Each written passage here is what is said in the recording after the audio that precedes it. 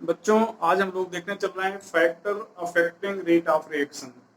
तो यहाँ पर हम लोग देखेंगे कि रिएक्शन के रेट को कौन कौन से फैक्टर अफेक्ट करते हैं। पहला है कंसंट्रेशन।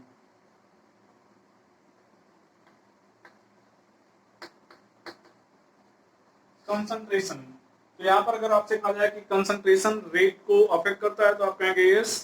पूछा जाए क्यों, अच्छा कैसे अफेक्ट करेगा, तो पहले आप यहाँ पर लिखेंगे concentration is directly proportional to rate of reaction.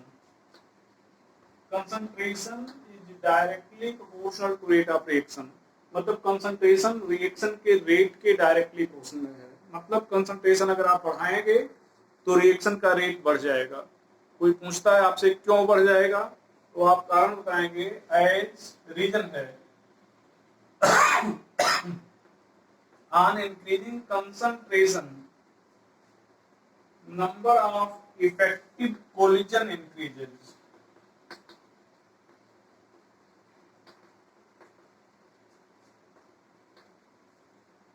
As on increasing concentration, number of effective collision increases. तो अगर आपसे कहा जाए कि रेट बढ़ क्यों जाता है, तो आप कहेंगे कंसंट्रेशन को इंक्रीज करने पर नंबर ऑफ इफेक्टिव कोलिजन बढ़ जाता है। दूसरा होगा टेम्परेचर।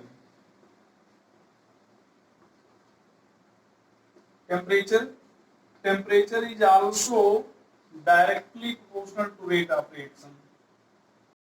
यहाँ पर टेम्परेचर बढ़ाएंगे रेट बढ़ेगा।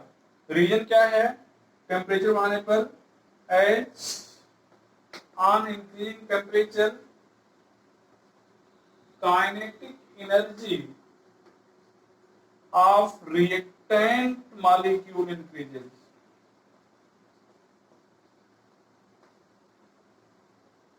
तो यहाँ पर आपको पहले से मालूम होगा temperature is directly proportional to kinetic energy. तो टेम्परेचर बढ़ाने पर रिएक्टेंट मॉलिक्यूल की काइनेटिक एनर्जी बढ़ जाती है, इसलिए टेम्परेचर बढ़ाने पर रिएक्टेंट मॉलिक्यूल की काइनेटिक एनर्जी बढ़ जाती है, इसलिए रिएक्शन का रेट भी क्या होता है, बढ़ जाता है। हम लोग टेम्परेचर में थोड़ा सा आगे देखते हैं। यहाँ पर in general on increase in temperature by 10 degrees Celsius or 10 Kelvin, rate of reaction increases by 2 to 3 times. तो टेम्परेचर में अगर हम लोग 10 डिग्री सेल्सियस या 10 केल्विन का इंक्रीज कर दें तो जो रिएक्शन का रेट होगा वो 2 to 3 टाइम इंक्रीज कर जाएगा। एक क्वेश्चन लिखते हैं। क्वेश्चन है on increase in temperature by 10 degree Celsius rate of reaction increases by, option है 2 times, 3 times, 2 to 3 times, 4 times। Answer हो जाएगा 2 to 3 times। ऑप्शन बदल दे रहे हैं, क्वेश्चन वही है, ऑप्शन बदल जा रहा है 2, 3, 4, 5 टाइम्स। अब यहाँ पर तो लिखा गया है 2 to 3 टाइम्स, ऑप्शन में है नहीं, तब हम क्या करेंगे, अब हम लोग 2 टाइम्स को सही करेंगे, क्योंकि जो एक्चुअल इंक्रीज होता है 2.2 टाइम्स इंक्रीज करता है।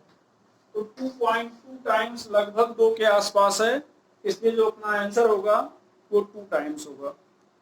अगला फैक्टर हम लोग देखेंगे कैटलिस्ट। सॉरी, एक टेम्परेचर एक क्वेश्चन और कर लेते हैं। यहां पर देखें, on increasing temperature of reaction from 10 degree Celsius to 100 degree Celsius,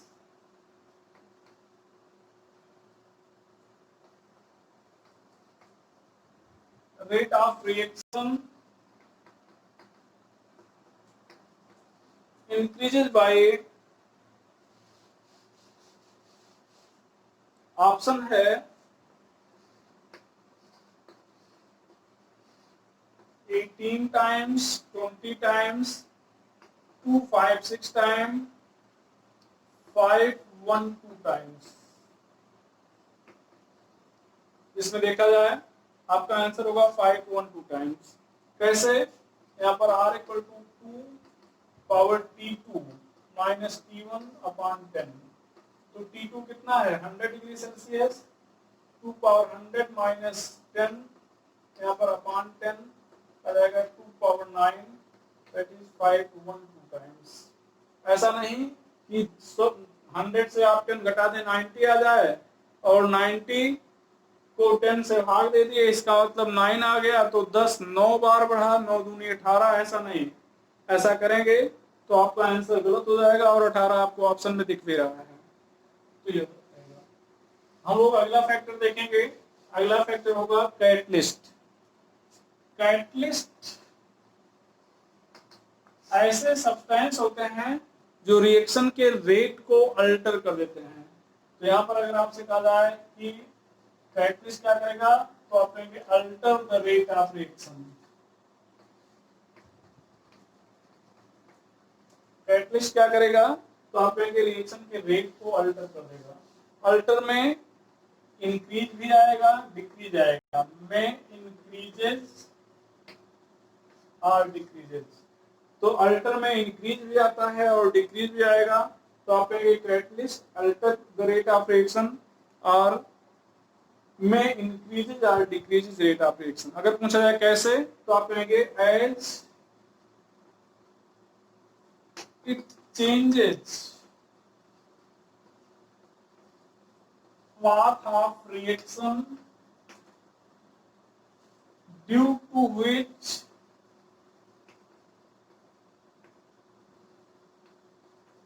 activation energy is changed,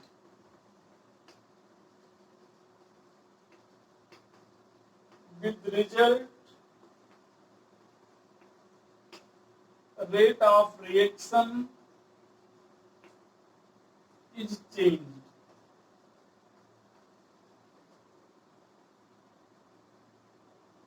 With result rate of reaction is changed।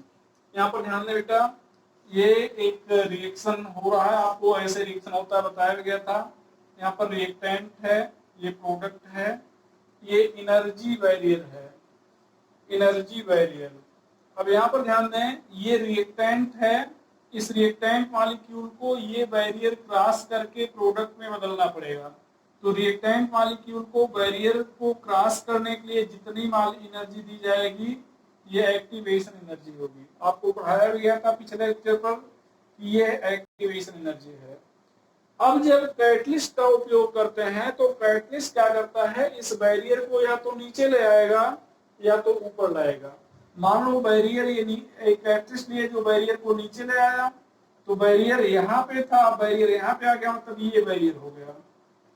तो अब ये बैरियर हो गया, इसका मतलब जो मॉलिक्यूल को क्रॉस होने के लिए इतनी एनर्जी लग रही थी, अब उससे कम एनर्जी लग रही है। अब यहाँ पर देखें, अगर आप थोड़ी सी एनर्जी दे रहे हैं तो ये मॉलिक्यूल बैरियर को क्रॉस कर जा रहे हैं। तो बैरियर को क्रॉस कर जा रहे हैं, इसका मतलब अब बैरियर को क्रॉस करने के लिए थोड़ी सी एनर्जी की जरूरत है। इसका मतलब मॉलिक्यूल आसानी से बैरियर को क्रॉस कर जाएगा, इसका मतलब बहुत आसानी से प्रोडक्ट में कन्वर्ट हो जाएगा। इसका मतलब प्रोडक्ट में कन्वर्ट होने वाले मॉलिक्यूल की संख्या बढ़ जाएगी, परिणाम स्वरूप रिएक्शन का रेट बढ़ जाएगा। और ऐसे कैटलिस्ट जो रिएक्शन के रेट को बढ़ाते हैं उनको हम लोग पॉजिटिव कैटलिस्ट कहते हैं। ये पॉजिटिव कैटलिस्ट है जो रिएक्शन के रेट को क्या कर रहे हैं, इंक्रीज कर दे रहे हैं। अब कुछ कैटलिस्ट ऐसे होते हैं जो बैरियर को ऊपर कर देते हैं। जैसे आप ध्यान दें, ये रिएक्टेंट है, ये प्रोडक्ट है, ये रिएक्टेंट मॉलिक्यूल प्रोडक्ट में कन्वर्ट होना चाह रहे हैं, तो ये इसकी एनर्जी है, इसको हम लोग एनर्जी बैरियर कह रहे हैं। ये एक्टिवेशन एनर्जी है। अब यहाँ पर ध्यान दें, कैटलिस्ट का उपयोग करते हैं। कैटलिस्ट क्या करता है, इस बैरियर को ऊपर कर सकता है। अब बैरियर को ऊपर कर दिया तो ये एनर्जी बैरियर यहाँ पे आ गया। इसका मतलब कि यहाँ पर जो मॉलिक्यूल थे पहले बैरियर को क्रॉस कर जा रहे थे, लेकिन अब ये मॉलिक्यूल बैरियर को क्रॉस नहीं कर पाएंगे। इसका मतलब अब बैरियर को क्रॉस कराने के लिए आपको ज्यादा एनर्जी देना पड़ेगा। तो ज्यादा एनर्जी देना पड़ेगा, इसका मतलब अब कम मॉलिक्यूल जो है बैरियर को क्रॉस कर रहे हैं या कम मॉलिक्यूल प्रोडक्ट में बदल रहे हैं, इसलिए प्रोडक्ट में बदलने वाले मॉलिक्यूल की संख्या घट जाएगी, जिससे रिएक्शन का रेट भी घट जाएगा। तो यही कारण है कि जो कैटलिस्ट होते हैं रिएक्शन के रेट को चेंज कर देते हैं। पॉजिटिव कैटलिस्ट रिएक्शन के रेट को बढ़ा देता है, कारण एक्टिवेशन एनर्जी घटा देगा। इसको नेगेटिव कैटलिस्ट कहेंगे। नेगेटिव कैटलिस्ट बैरियर को ऊपर कर देगा, जिससे एक्टिवेशन एनर्जी बढ़ जाएगी, परिणाम स्वरूप रिएक्शन का रेट घट जाएगा। Nature of reactant. तो नेचर ऑफ रिएक्टेंट में जो रिएक्टेंट हैं यहाँ पर आयनिक हो सकते हैं, कोवैलेंट हो सकते हैं। आयनिक का मतलब जिसमें आयनिक बॉन्ड होगा, कोवैलेंट का मतलब जिसमें कोवैलेंट बॉन्ड होगा।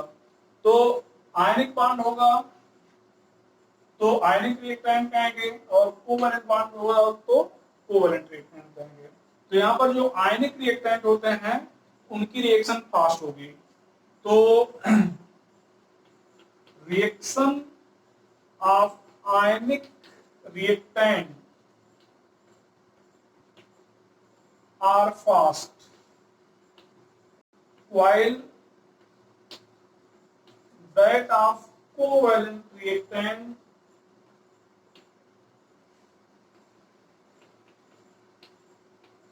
are slow. तो जो आयनिक रिएक्टेंट होंगे उनके रिएक्शन फास्ट होंगे और कोवैलेंट रिएक्टेंट होंगे उनके रिएक्शन स्लो होंगे। कारण है because in covalent reaction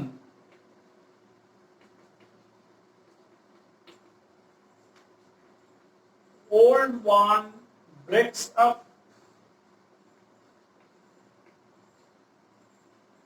and new bond form. New bond form, which is time taking.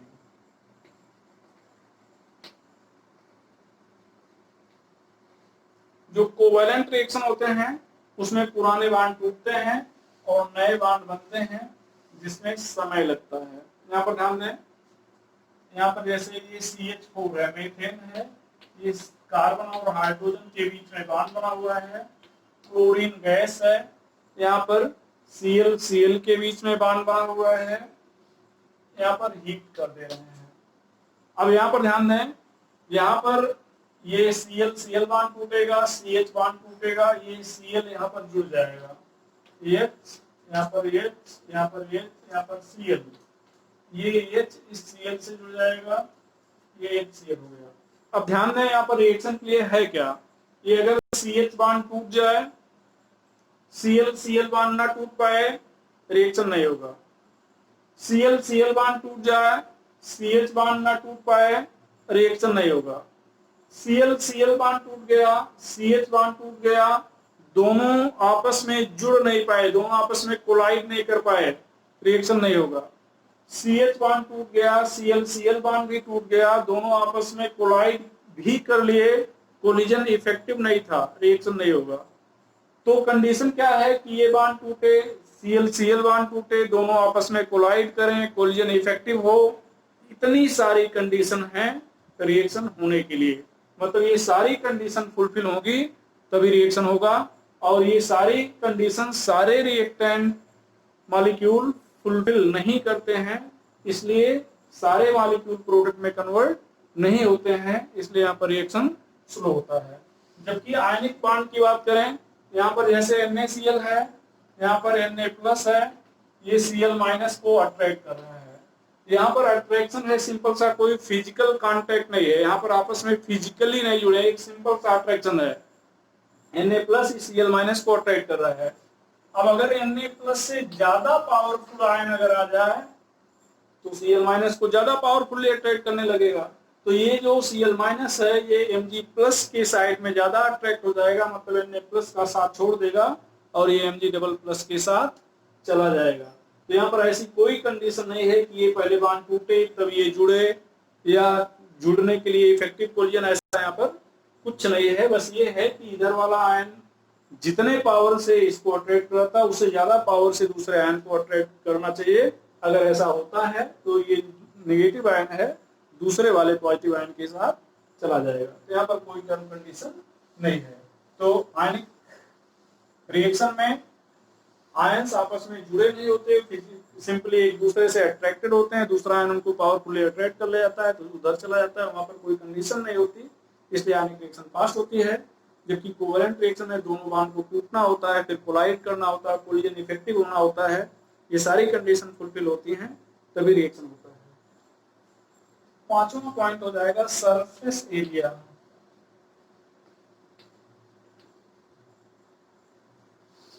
Surface area is directly proportional to rate of reaction.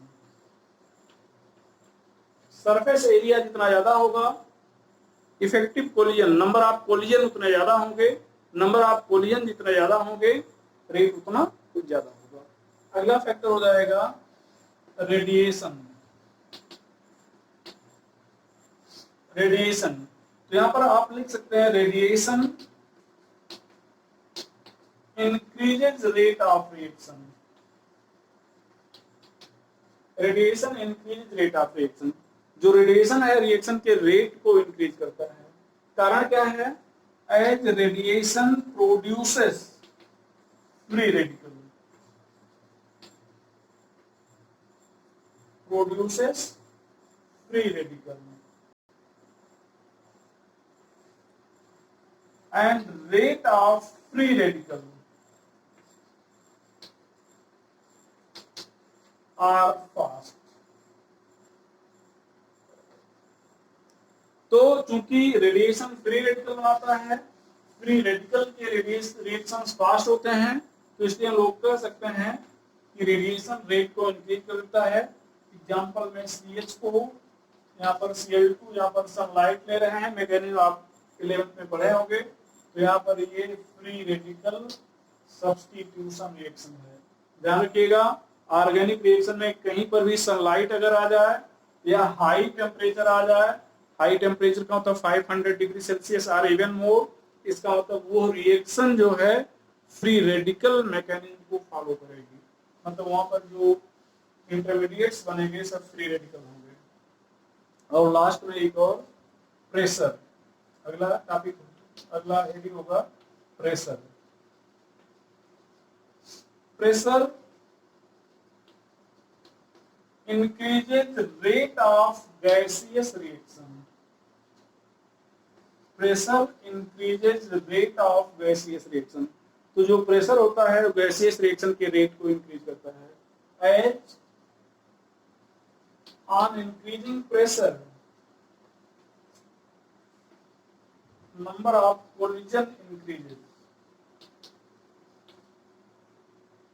तो प्रेशर को increase करने पर नंबर ऑफ कोलिजन बढ़ जाता है, जिससे रिएक्शन का रेट बढ़ जाता है। अब यहाँ पर हम लोग एक क्वेश्चन पे चर्चा कर लें, ऑब्जेक्टिव क्वेश्चन है, which one of the following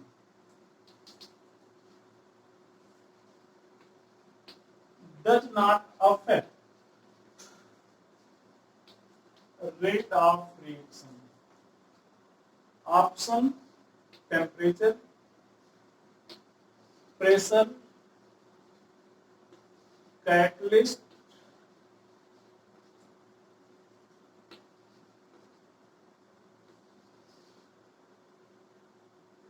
temperature, pressure, concentration.